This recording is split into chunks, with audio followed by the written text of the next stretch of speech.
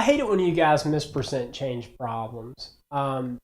It's not exactly the easiest thing to remember for a lot of people, but it's the kind of problem you're going to kick yourself on because you feel like you should remember it. You've done it a lot in lab sciences, you've done it some in math, and you really ought to know it. It is harder to remember, but there are a couple of tricks to make it easier, and there's a couple ways to actually do it.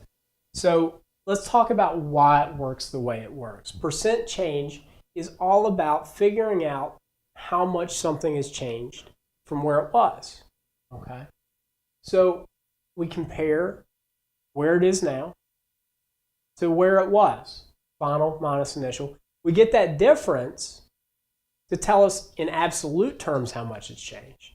Right?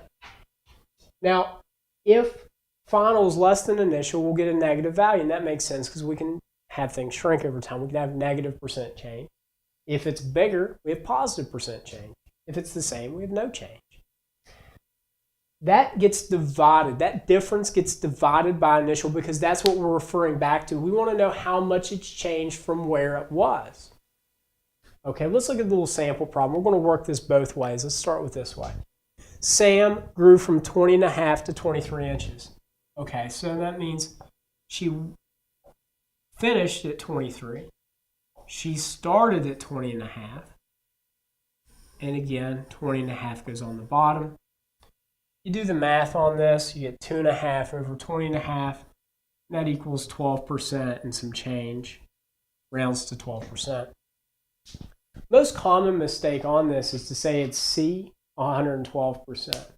That's actually what percent 23 is of 20.5.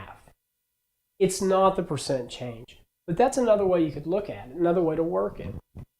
To do it that way, you use our old friend, part equals percent times whole. And if you haven't watched the first video on percents, I really encourage you to do so.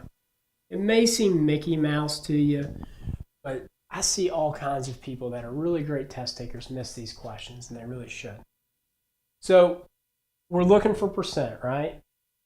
So we're going to plug in our whole. Whole is before the percent's applied, so that's 20.5. Our part is 23. And we're solving for percent. Divide by 20.5.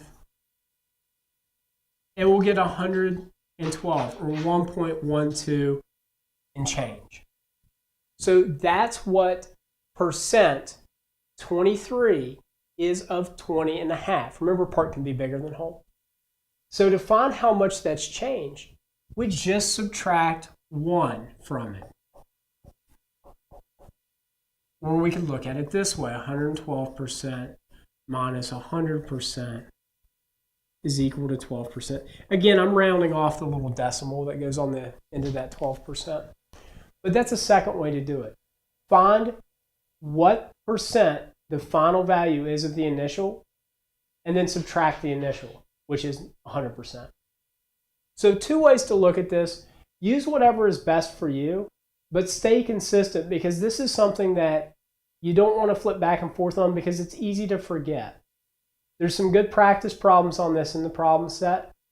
And check out probability. It's really the closest related topic.